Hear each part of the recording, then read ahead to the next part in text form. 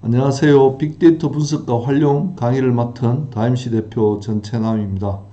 온라인으로도 이렇게 만나 뵙게 돼서 반갑습니다. 사실 코로나19 유행이 심하지 않았다면 오프라인에서 직접 얼굴을 보면서 강의를 하면 더 좀 반갑고 알차게 진행할 수 있었을 텐데 좀 생소한 온라인 강의에 익숙지 않은 이런 사람이 온라인 강의를 하려니까 좀 어색하기는 합니다. 오늘 제가 말씀드릴 내용은 크게 두 가지입니다. 빅데이터의 개념 및 활용과 빅데이터 분석과 사례입니다. 먼저 빅데이터의 개념과 활용에 대해서 살펴보겠습니다.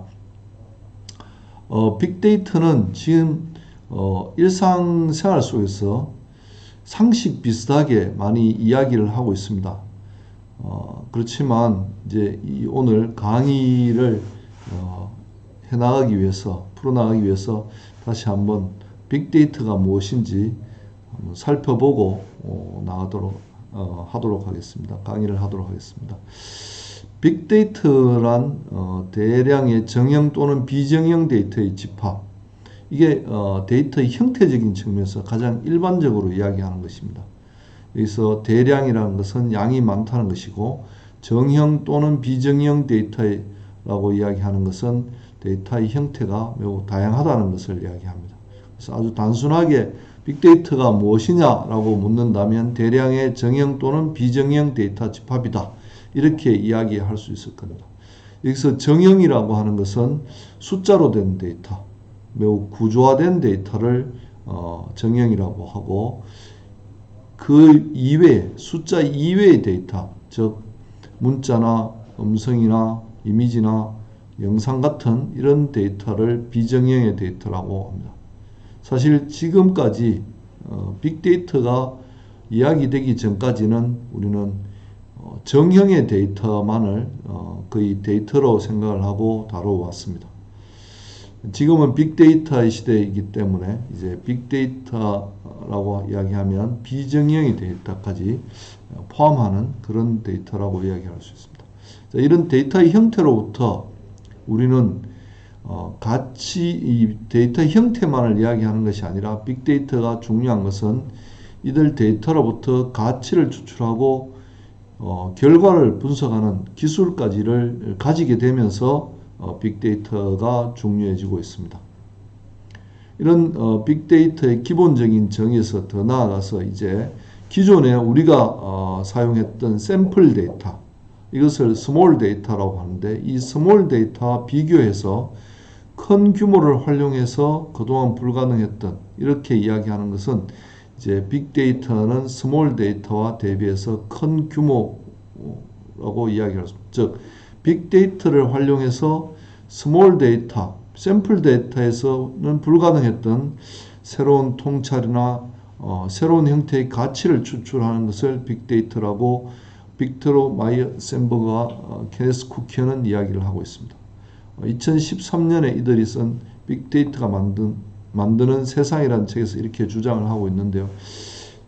이들은 이 책에서 계속적으로 샘플 데이터와 빅데이터를 비교하면서 다양한 이야기들을 하고 있습니다. 어떻든 빅데이터에서는 샘플 데이터에서 알 수 없었던 그런 내용들, 의미들을 파악할 수 있다는 것이 빅데이터이다라고 할 수 있겠습니다. 이런 빅데이터를 아주 간단하게 이야기하는 것이 3V 플러스 C입니다. 3V 플러스 C는 가트너라고 하는 IT 컨설팅 회사가 2011년 빅데이터 초기에 아주 특성들을 가지고 간단하게 정리한 것인데요.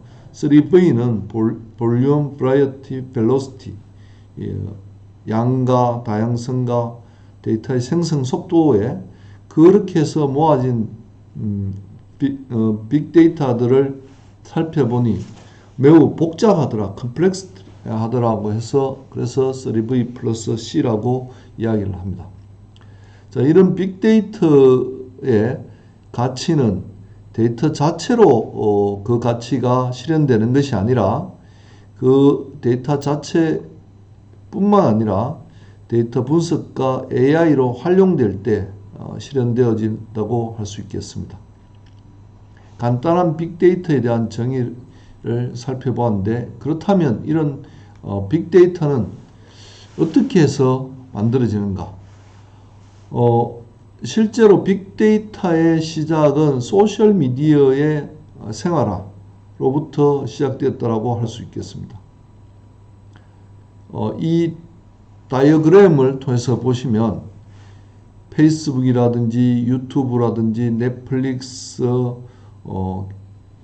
기타 등등의 다양한 소셜미디어에서 1분에 2020년 기준으로 엄청나게 많은 데이터들이 생성되고 있는 것을 볼 수가 있습니다. 그래서 빅데이터의 시작은 소셜미디어 서비스의 시작과 함께 했다라고 이야기할 수 있습니다. 그렇다면 우리가 생각해 볼 수 있는 것은 소셜미디어 상에서 우리가 접할 수 있는 데이터는 어떤 형태입니까? 먼저 이 텍스트 데이터, 또 영상 데이터, 이미지 데이터 등 매우 다양한 형태의 데이터들이 있습니다. 그리고 그 규모는 또 어떻습니까?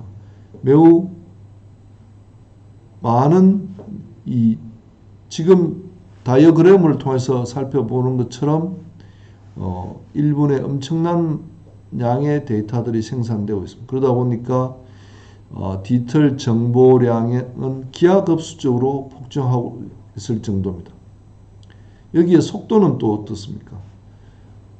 실시간성의 데이터 생성이 이루어지고 있습니다. 그리고 이동 속도의 증가, 또 대규모 데이터 처리 및 실시간 정보 활용을 위한 데이터 처리 및 분석 속도도 매우 빨라지고 있습니다. 그리고 정확성도 매우 높아지고 있고, 분석의 정확도 향상을 위한 데이터 퀄리티도 높아지고 있습니다.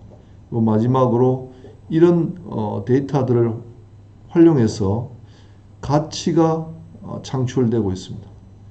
즉 다른 말로 하면 우리가 당면하고 있는 문제를 해결하기 위한 정보를 구할 수가 있습니다.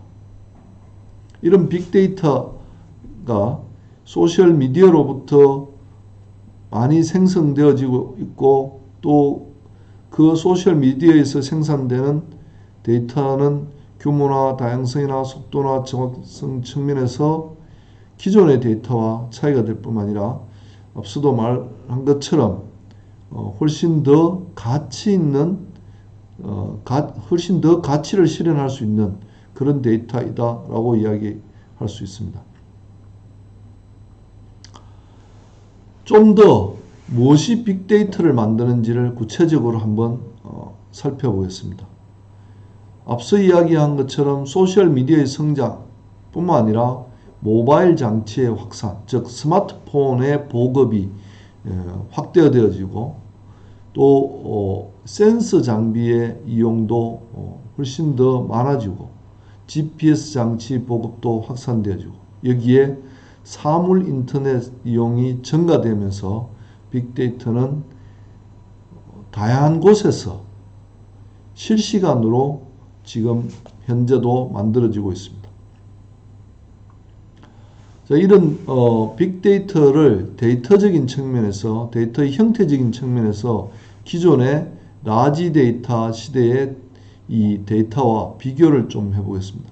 크게 데이터의 원천, 형태, 융합, 분석 방법, 분석 환경과 관련해서 살펴보면, 데이터 원천은 라지 데이터, 주로 이제 라지 데이터라고 이야기하는 이 시대는 데이터 웨어하우징을 통해서 데이터가 저장되어지는 그런 시대인데, 2000년 초경을 이야기할 수 있습니다. 2000년 초를 이 라지 데이터의 시대라고 이야기하는데, 주로 금융기관이나 유통회사 등에서 생산되는 데이터들이 라지 데이터였습니다. 그러다 보니까 내부의 데이터였고, 거의 구조화된 데이터였고 조직 내에서 잘 조직된 곳에서 데이터들이 생산되어졌고 그러다 보니까 데이터 융합도 매우 쉬운 그런 잘 조직된 데이터였습니다. 분석 방법은 주로 모델이나 최적화에 맞춰져 있었습니다. 데이터 저장은 주로 데이터 웨어하우스라고 하는 DW와 서버에 주로 데이터들이 저장이 되었습니다. 빅데이터는 내부의 데이터뿐만 아니라 외부로부터 생산되는 데이터까지를 포함하고 있습니다.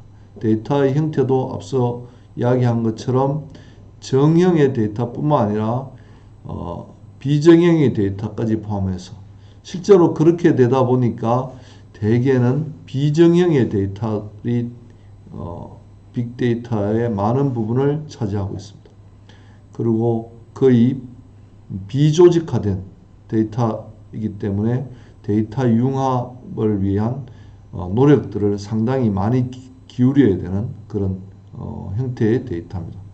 그리고 분석 방법은 시각화나 탐색적 분석에 집중하고 있습니다. 물론 점점 이제 분석 기술들이 머신러닝을 활용하는 것까지 발전을 하면서 보다 더 상관성을 밝히거나 패턴을 찾는 데까지 지금은 나아가고 있습니다. 분석의 환경은 분산 처리, 하둡이라고 하는 가장 많이 알려져 있는 것이 하둡과 같은 그런 분산 처리를 하고요. 또 서버보다는 클라우드 환경에서 주로 이 데이터들을 활용할 수 있도록 이렇게 되어 있습니다. 그래서 좀 더 이제 정리해서 이야기를 하면 오른쪽 그림과 같이 빅데이터를 분석함으로써 결국 우리는 어떤 도움을 받을 수 있냐면 의사결정에 도움을 받을 수 있습니다. 그래서 우리가 빅데이터 분석을 함으로 인해서 빅데이터를 분석함으로 인해서 의사결정에 도움을 받을 수 있다라고 하는 것이 우리가 빅데이터를 통해서 가치를 실현한다라고 하는 것을 보다 더 구체화시켜서 이야기할 수 있는 할 수 있겠습니다. 그래서 가치의 실현이 의사결정 지원 나중에 다시 한번 이야기하겠지만 예측 이런 것으로 가치의 실현이 구체화된다라고 할 수 있겠습니다. 이런 빅데이터의 강점은 그러면 어떤 것이 있는가? 크게 세 가지 정도를 이야기할 수 있는데요. 첫 번째가 훨씬 더 많은 데이터를 분석할 수 있다. 데이터 분석의 기술적인 측면에서 첫 번째로 이야기하면 더 많은 데이터를 분석할 수 있다는 것입니다.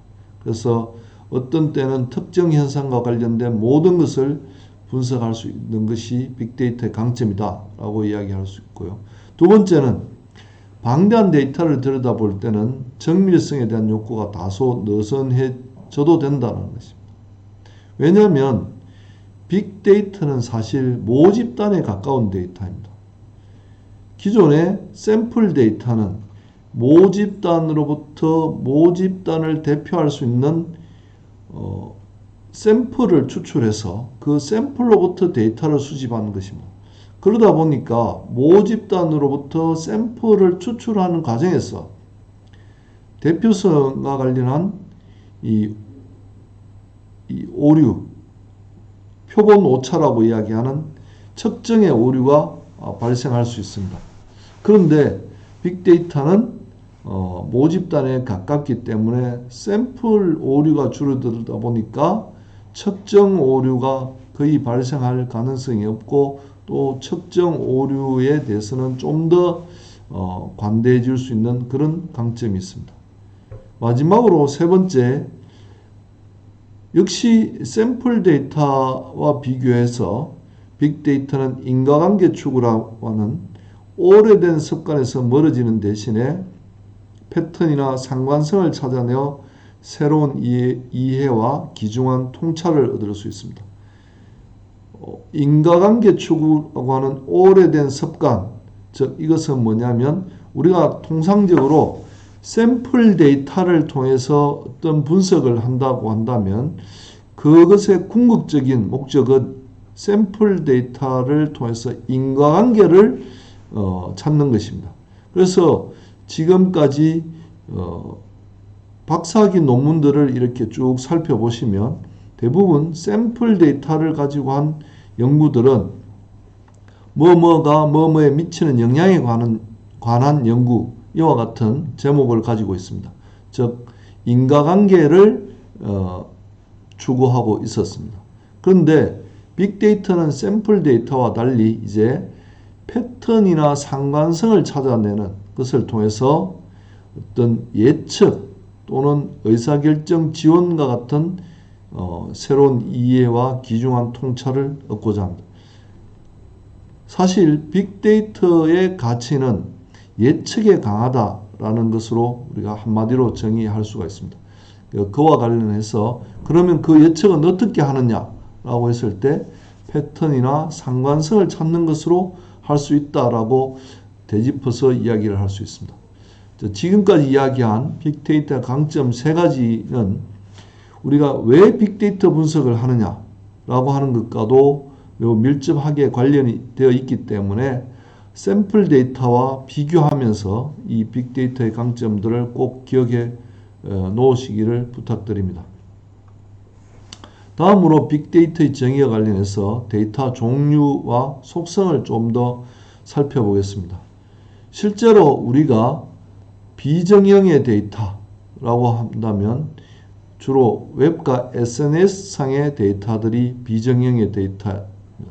그리고 정형의 데이터라고 한다면 그것은 주로 샘플 데이터, 표본 조사를 통해서 수집되어 있는 공공 데이터들이 현재는 정형 데이터에 매우 가깝다라고 할 수 있겠습니다.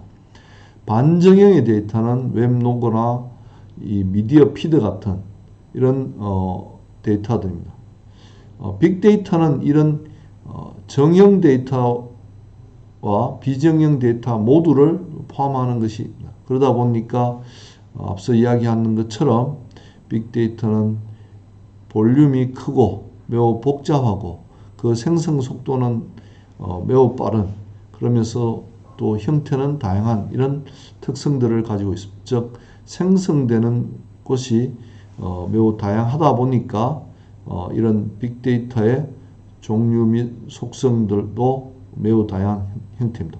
여기서 우리가 좀 눈여겨보셔야 될 것은 뭐냐면 현재 우리가 빅데이터라고 하는 것은 어디에 있으며 어떻게 수집하고 이용할 수 있느냐는 점입니다. 현실적으로 우리가 접할 수 있는 빅데이터는 세 군데 정도라고 할 수 있습니다. 첫 번째가 웹과 SNS의 데이터이고 두 번째가 공공 데이터. 현실적으로는 이 두 곳의 데이터를 가장 많이 빅데이터로 활용하고 있습니다. 여기에 이제 점점 IoT, 사물 인터넷으로부터 생성되는 데이터들이 빅데이터로 활용되어지고 있습니다. 주로 센서를 사물, 즉 특정 사물에 부착을 해서 그로부터 데이터를 수집하는 것이 이 사물 인터넷이 되겠는데, 이런 사물 인터넷의 데이터들은 앞으로 점점 늘어나고 기존의 웹과 SNS 데이터나 공공 데이터를 넘어설 것으로 보여집니다. 그러나 현 단계에서는 웹과 SNS 데이터, 공공 데이터가 실제로 우리가 활용할 수 있는 빅데이터이다라고 이야기할 수 있습니다. 자, 이런 빅데이터를 우리가 가지고 분석을 하기 위해서 먼저 살펴보고자 하는 것이 빅데이터 분석과 관련된 몇 가지 이론입니다. 여기서 지금 이야기하는 것은 주로 네트워크 분석과 관련된 이론을 중심으로 보겠습니다. 우리가 빅데이터 분석을 이야기할 때 분석 방법에 대해서는 여러 가지 분석 방법들이 현재 사용되고 있습니다만 그 중에서 가장 대표적으로 사용되는 분석 방법이 소셜 네트워크 애널리시스, 즉 SNA라고 해서 네트워크 분석을 많이 사용하고 있습니다. 그 네트워크 분석과 관련된 이론적 배경이 되는 것이 첫 번째가 네트워크 이론입니다. 네트워크 이론은 기본적으로 노드와 링크로 연결되어 있으며 사회과학에서는 노드를 행위자로, 링크를 상호 연관 관계로 이렇게 취급을 하고 있습니다. 노드는 쉽게 말하면 점을 이야기하고 링크는 선이라고 할 수 있겠습니다. 그래서 네트워크 이론에서는 세상의 모든 것은 점과 선으로 연결되어 있다라고 하는 입장을 취하고 있습니다. 이런 네트워크 이론은 1959년 에르데스와 레니의 수학 분야의 그래프 이론에서 본격적으로 연구가 시작되었습니다. 네트워크의 수학적 접근이라고 할 수 있는 것인데요. 이 네트워크의 수학적 접근을 위해서 이들이 인용한 이론이 그래프 이론입니다. 그래프 이론은 스위스의 수학자 오일러가 연구한 케니스베르크의 다리 건너기 문제가 시초입니다. 오일러가 살던 케니스베르크의 그림에서 보여지는 것처럼 총 7개의 다리가 놓여져 있었습니다. 오일러가 산책을 할 때마다 이 다리를 건너서 건너게 되었는데 그때 오일러가 출발한 곳으로부터 한 번만 거쳐서 이 다리를 한 번만 건너서 원점으로, 즉 출발한 곳으로 돌아올 수 있을까라고 하는 생각을 하게 되었고, 그것을 수학적으로 풀었는데 결론은 홀수의 이 다리인 경우는 한 번만 건너서는 돌아올 수 없다라고 하는 그런 결론을 내리는, 수학적으로 증명하는 것이 그래프 이론입니다. 그런데 우리는 오일러가 이런 다리 건너기 문제를, 케니스베르크의 다리 건너기 문제를 수학적으로 증명한 것을 중요하게 보는 것이 아니라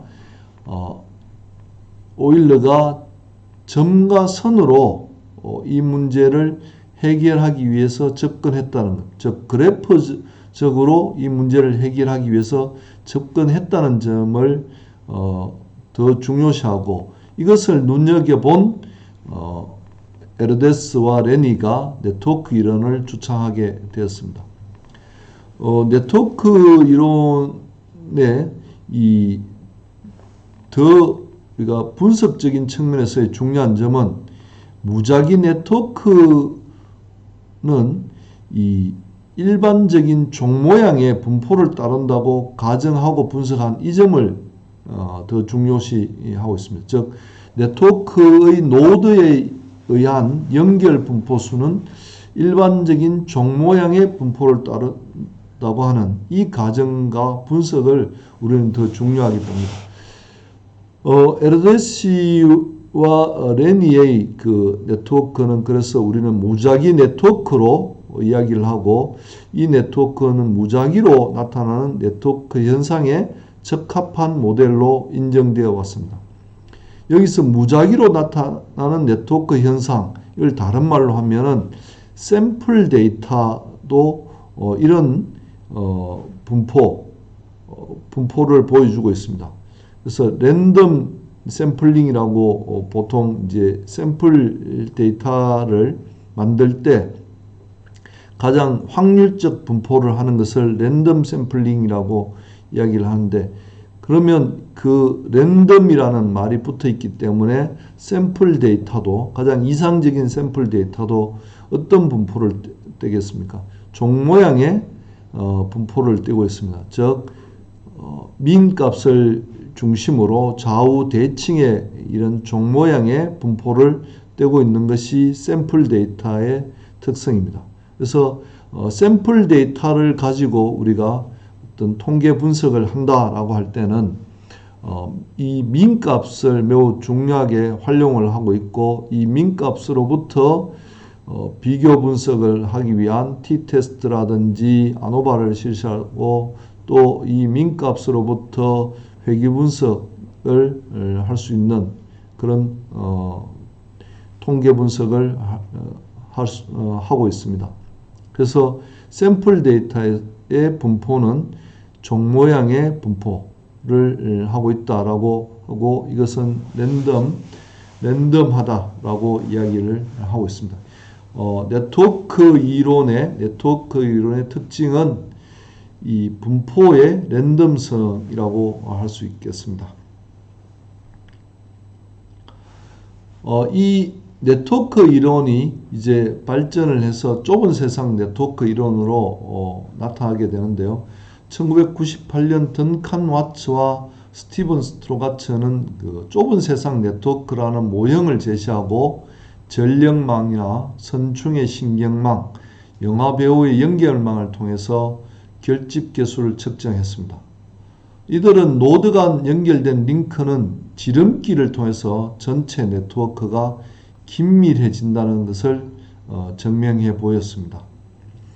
즉 밑에 그림으로 좀 설명을 드리면 모든 노드들이 동일한 링크를 가지고 있는 정규 네트워크 가장 왼쪽에 있는 그림이 되겠습니다. 정규 네트워크와 가장 오른쪽에 있는 평균을 중심으로 좌우 대칭의 어떤 종 모양의 분포를 띠고 있다라고 하는 랜덤 네트워크, 요 사이에 이들이 주장하는 스몰 월드 네트워크가 존재를 하고 있습니다.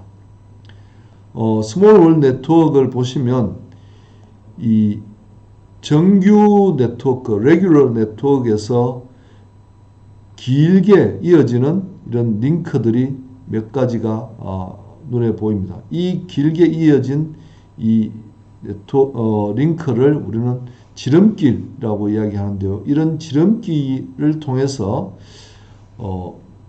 세상이 매우 좁아지는, 그래서 정규 네트워크를 기준으로 보면 멀리 떨어져 있는 것으로 보이는 이런 노드들 간의 거리가 이 지름길이 있음으로 해서 매우 가까워진다라고 해서 스몰 월드, 좁은 세상 네트워크라고 이렇게 명명을 했습니다. 이들의 이 스몰 월드 네트워크는 에르데스와 레니의 대안적 모델로 제시가 되었습니다. 즉 세상의 모든 것이 랜덤 네트워크가 아니라 랜덤 네트워크 이외에 다른 정규 네트워크와 가교 역할을 하는 네트워크가 있다는 것을 밝혀줌으로 인해서 이들의 이 연구를 통해서 네트워크 연구가 다시 활성화되는 그런 계기가 되었습니다. 이들의 이 스몰 월드 네트워크는 그래프 이론의 그 무작위 네트워크 연결수의 분포 함수에 대한 연구 이후에 이 중간에 그라노베트의 잡서치라고 하는 연구, 이 그라노베트는 이 사회학자입니다. 이 네트워크 이론이 소셜 네트워크 이론으로 발전하면서 사회학 쪽에서 많은 소집단을 대상으로 하는 연구들이 많이 이루어졌는데 그 중에 하나가 잡서치라고 하는 연구가 있습니다. 이 잡서치는 그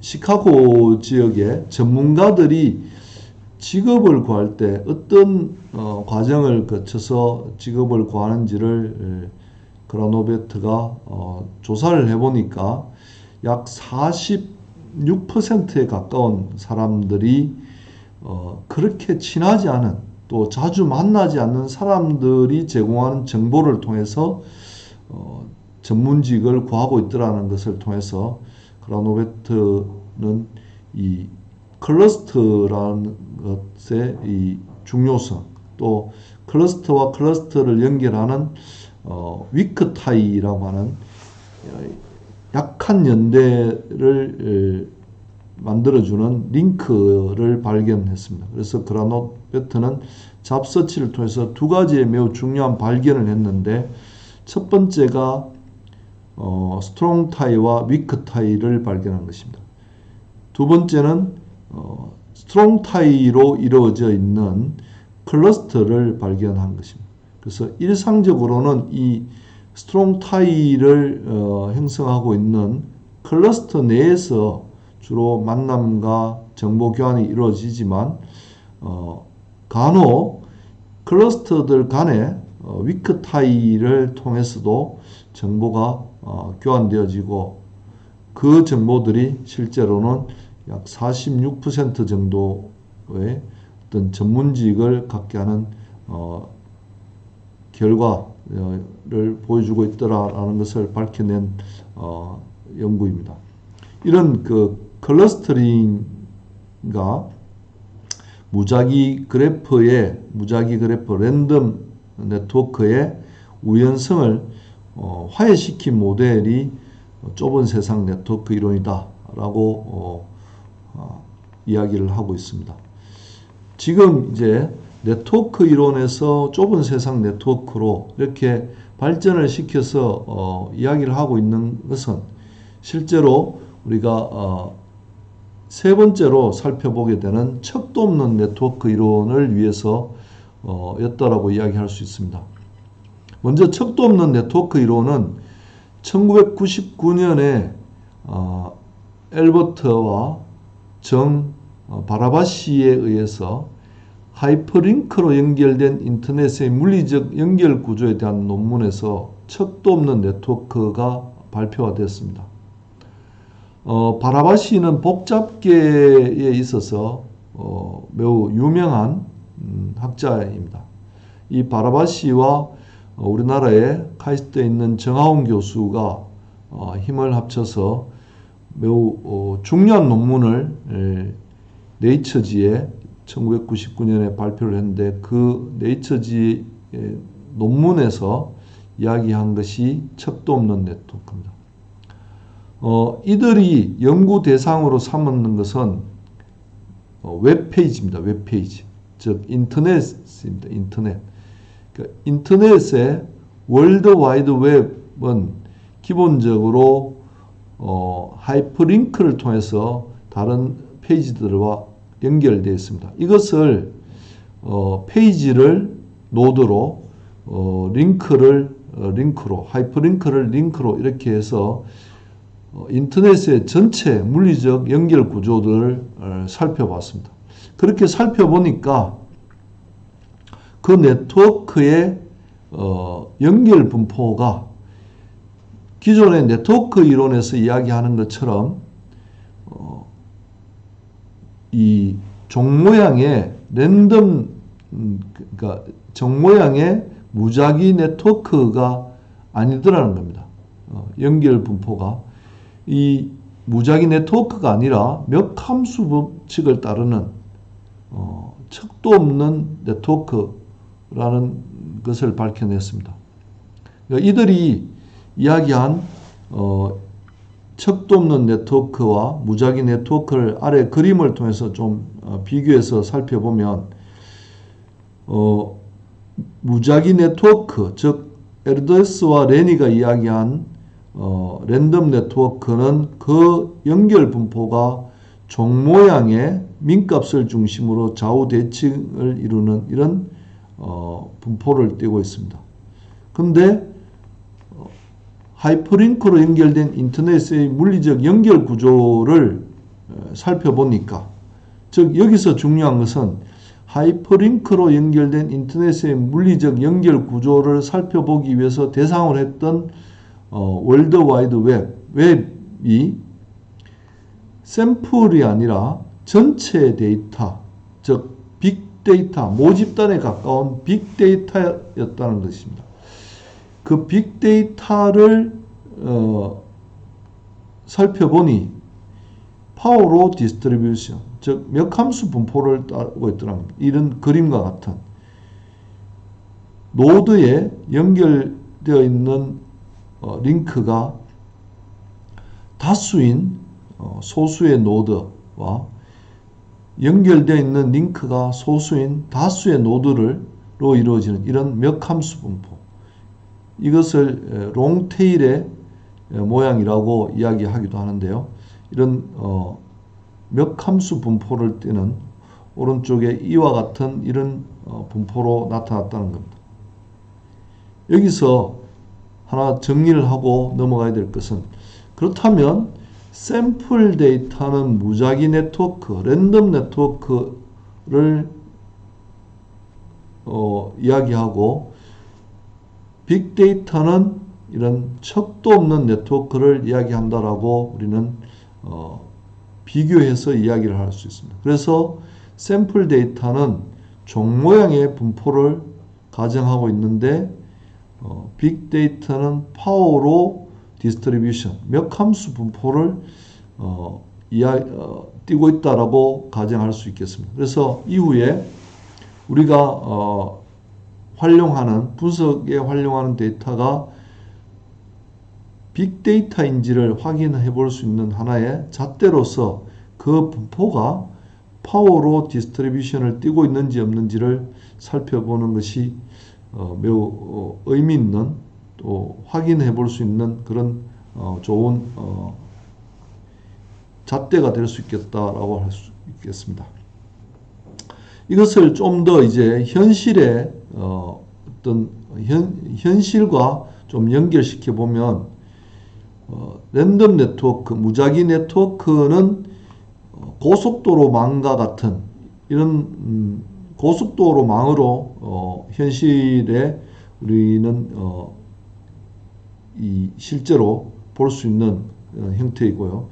항공로와 같은 것은 파워로 디스트리뷰션과 같은 현실의 파워로 디스트리뷰션의 현실이 이 항공로와 같다라고 이야기할 수 있습니다. 이 항공로와 같다라고 하는 것에서 우리는 또 하나 새로운 발견을 하게 되는데요.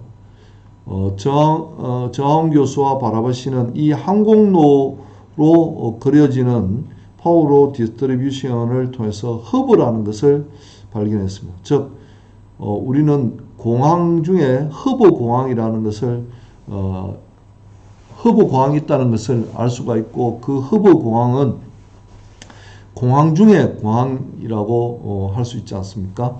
그래서 우리는 네트워크 상에서 허브는 중심 중에 중심이다 라고 이야기를 할 수 있습니다. 실제로 우리가 네트워크 분석을 하면서 중심을 매우 중요하게 살펴보는데요. 그것은 중심이 가지는 그 중요성, 역할 때문입니다. 중심은 정보를 빨리 확산시킬 수 있을 뿐만 아니라 매우 다양한 정보들을 또 취득할 수 있는 곳이고, 또 영향력을 네트워크 내에서 매우 영향력을 발휘하는 것이 이 중심입니다.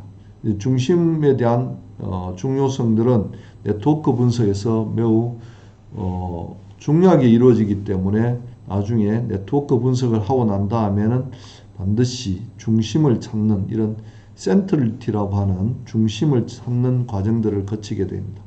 그 부분들은 실제 데이터 분석을 실시하면서 그 부분들을 좀 더 자세히 나중에 살펴보도록 하겠습니다.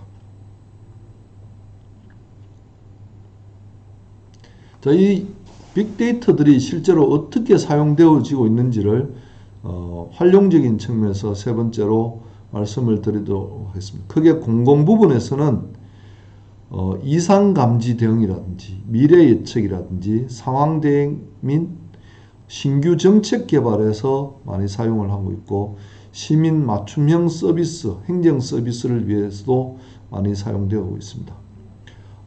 이 각각의 사용되어지는 데이터는 대부분 공공 데이터입니다. 공공 데이터. 좀 더 구체적으로는 범죄 기록이라든지 뉴스와 웹의 데이터라든지 또는 시민 제보라든지 행정 데이터 이런 것들 다 아울러서 우리는 이것을 공공 데이터라고 이야기하는데요. 즉 지금까지 정부가 어떤 정책을 수립하고 사업을 실시한 이후에 그 효과를 측정하기 위해서 다양한 방식으로 수집했던 데이터들이 되겠습니다. 그래서 이런 기존에 정부가 가지고 있던 방대한 데이터를 활용해서 공공 부분에서는 이상 감지 대응이나 미래 예측 대응, 상황 대응 및 신규 정책 개발, 시민 맞춤형 서비스 등에서 빅데이터 분석으로 요즘 활용을 하고 있습니다.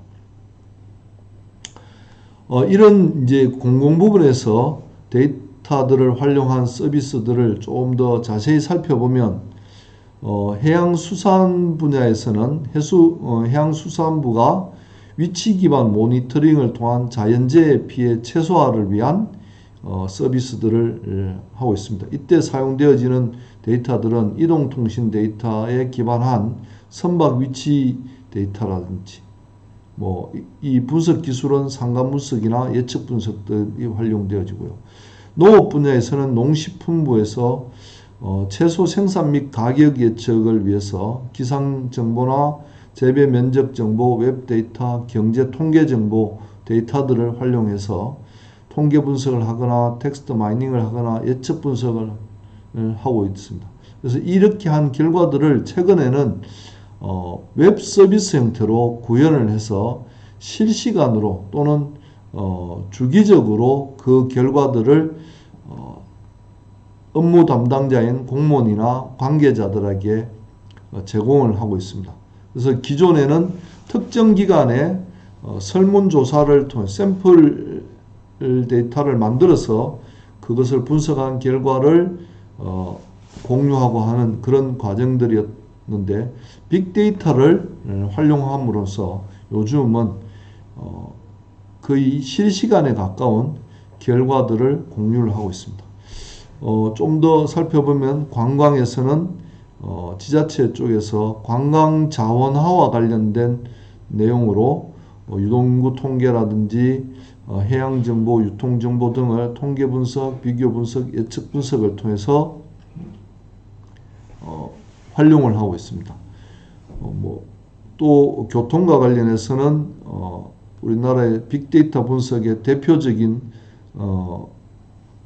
대표적인 것으로 소개되고 있는 서울시 심야버스 노선 서비스.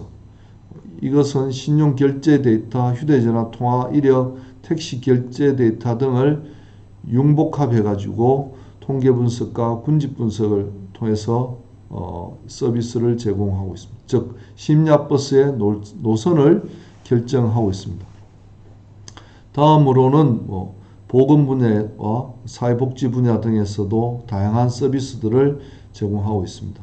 그래서 실제로 여기서 활용하고 있는 분석 기술들은 상감 분석, 예측 분석, 통계 분석, 텍스트 마이닝 등이 있습니다. 예측 분석은 최근에 머신러닝을 이용한 분석 기법들이 많이 활용되어지고 있습니다. 민간 부분에서는 지금 그림에 보여지는 그 타겟이라고 하는 이 마트, 우리로 치면 이제 유통점인데요. 여기서 그 미성년자에게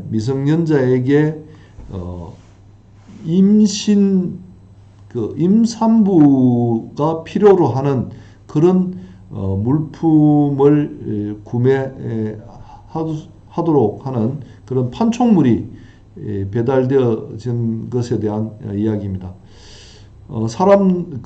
부모님이 깜짝 놀라서 이 타겟에 항의를 했는데 사실 알고 보니까 그 딸이 임신 상태였더라.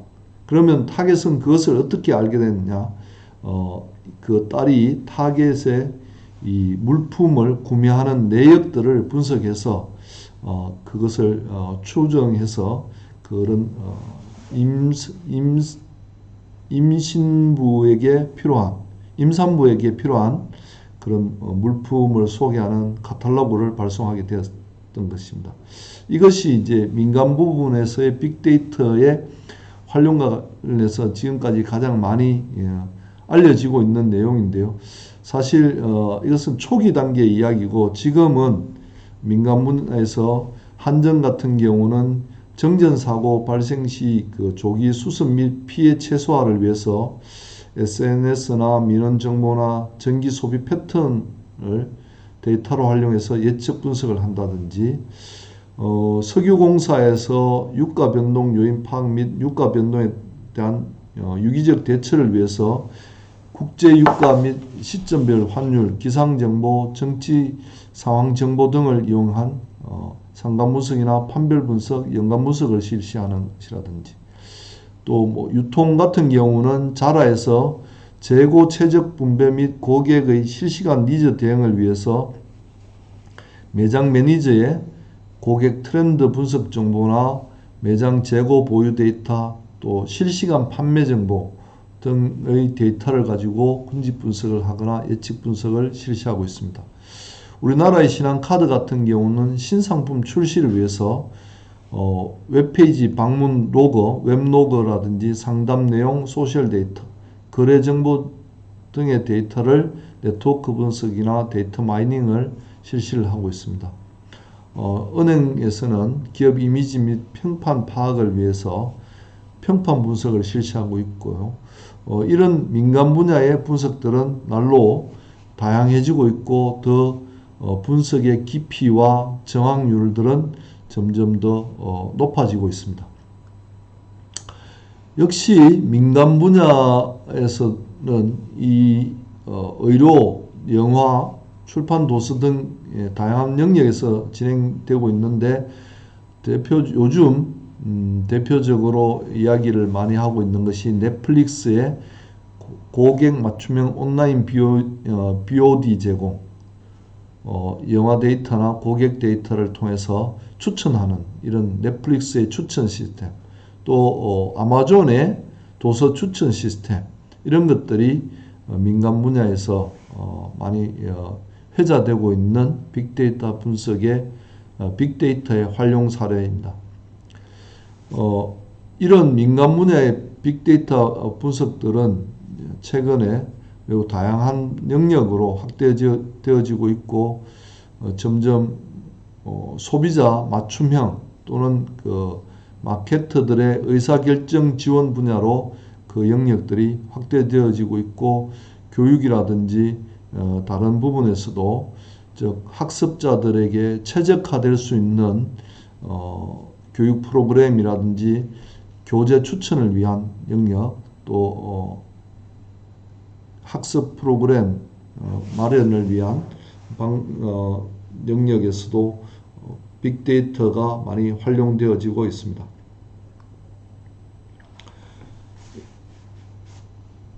네, 여기까지 첫 번째 빅데이터의 개념과 활용에 대한 이야기를 했고요. 잠깐 쉬었다가 두 번째 빅데이터 분석 및 사례에 대해서 이야기를 하도록 하겠습니다.